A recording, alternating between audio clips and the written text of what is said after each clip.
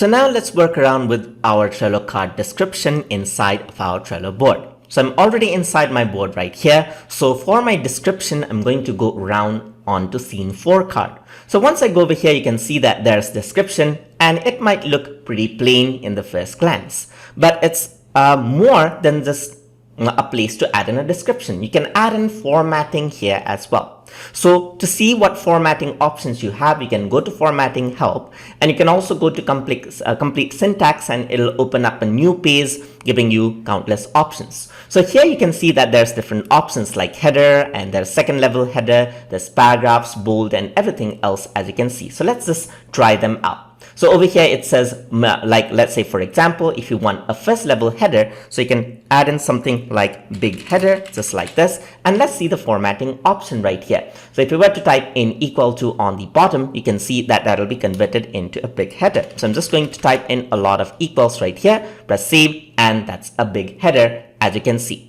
So just like this, another option. Let's see other option right here. So that's the big header. The second level header is equal to a bunch of minuses. So if I were to go over here and type in, let's say for example, second header. So I'm just going to type in second header right over here, add in a bunch of minuses right here, and press save, and there's the second header. So you can see that it changes the side. This is a normal description. Let's say for example, I'm just going to add in normal description, just like this, press save, and you can see the difference right over here. So you can change this around by going on to edit and seeing better options.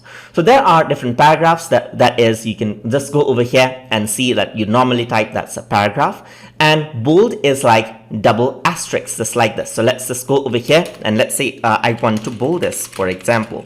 So I want to bold this, for example, add in double asterisk right over here, just like this, double asterisk, press save, and that's bolded out, as you can see. Let us go to formatting option again, and there's emphasis just like this, so just add single asterisk for that one, and let's see what happens right here. So emphasis, just like that, single asterisk, press save, and that is just italicizing something. So that's emphasis, just like this. Then there's lists, as you can add in. So just add in dashes, a bit of dashes, just like that. So I'm going to add in list and steps, for example, and I'm just going to go around and type in a dash. So this is, for example, first step and second step and third step, just like this. So once I do that and press save, you can see that they are list now. So you can go around and format this, so everything gets formatted just like that. You can also go around with links just like this, as you can see. So you can type in your text for the link and then type in click here and then type in the address just like this. So let us try this one out as well. For the image, you simply add in an image just like this over here. So now let us go around and add in a link as well. So click on this link. So let me just type in this, click on this link for YouTube channel, just like this. YouTube channel,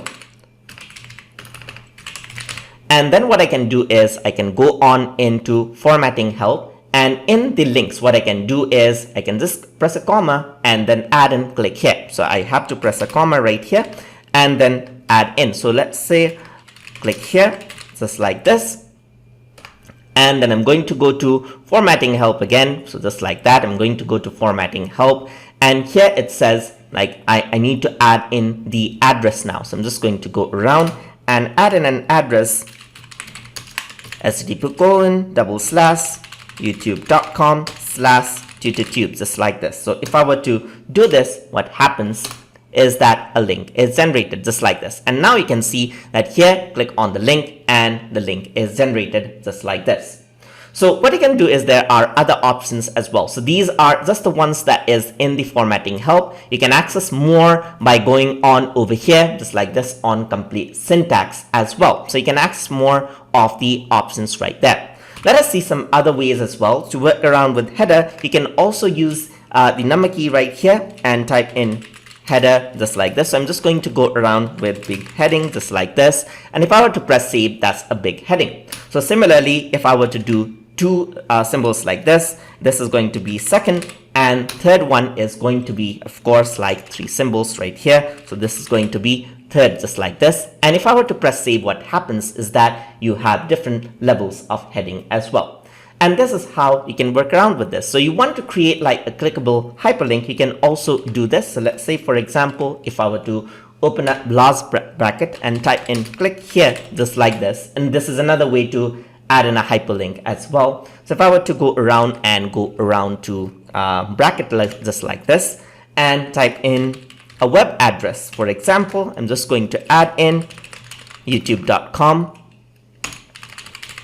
just like that. And if I were to close this around just like that, right? So let's see what happens over here. Just double slash and press save, and that's a click here button. And once you click it, it takes you to youtube.com. So this is what descriptions can be utilized for. You can see that description is very powerful, and simple symbols and simple codes can actually turn your descriptions very good, and you can change the formatting of the description as well. So that's how you can use descriptions in Trello cards. So hope you guys learned something as always. And as always, please like, comment, share, and subscribe.